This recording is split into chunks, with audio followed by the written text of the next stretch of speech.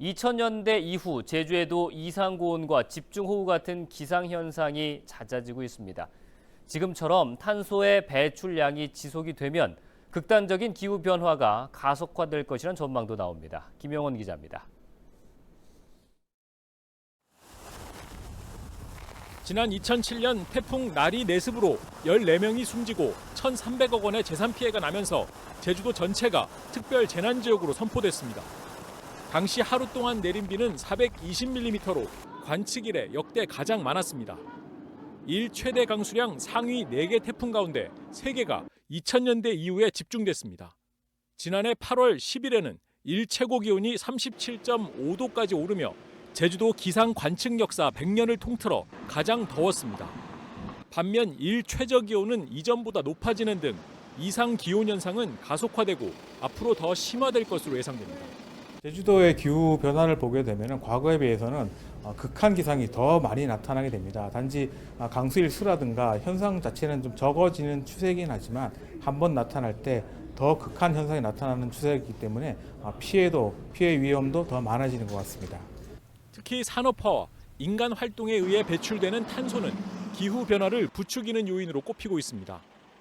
국립기상과학원 연구 결과 현재 수준으로 탄소 배출이 지속될 경우 2000년대 말 제주는 폭염 일수가 지금보다 60일 가까이 늘어나고 온난 일수는 90일 넘게 증가할 것으로 예측됐습니다. 강수량 총량은 큰 변화가 없지만 집중호우나 상위 5%의 강한 비가 오는 날이 늘어나는 등 탄소 배출은 극단적인 기상현상과 깊은 연관성이 있는 것으로 나타났습니다. 극한 기후의 그런 영향을 많이 받을 수밖에 없을 거라고 생각을 하고 있긴 하거든요. 특히나 이제 태풍과 같은 경우에 우리가 이제 과거에 이제 겪어보지 못했던 정도의 그런 강한 바람 또는 그 비를 가진 태풍이 실제로 올라올 확률들이 앞으로는 탄소 배출에 따라서 점점 더 강해질 것이다라고 내다보는 측면들이 많기 때문에 제주는 지난 30년 사이 온실가스 배출량이 120만 톤에서 410만 톤으로 3배 이상 급증했습니다. 하지만 현재 추진되는 정책으로는 2030년 온실가스 배출량 40% 감축 목표 달성이 불투명하다는 지적도 나옵니다.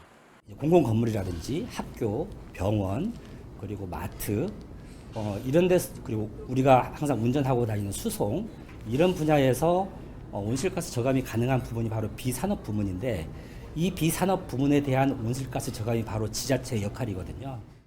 계절이 사라지고 극단적인 강우로 지하 수위마저 줄어들 수 있는 기후 위기가 도래하지 않도록 탄소 저감을 위한 제도적 장치와 도민 참여가 절실해 보입니다. KCTV 뉴스 김용원입니다.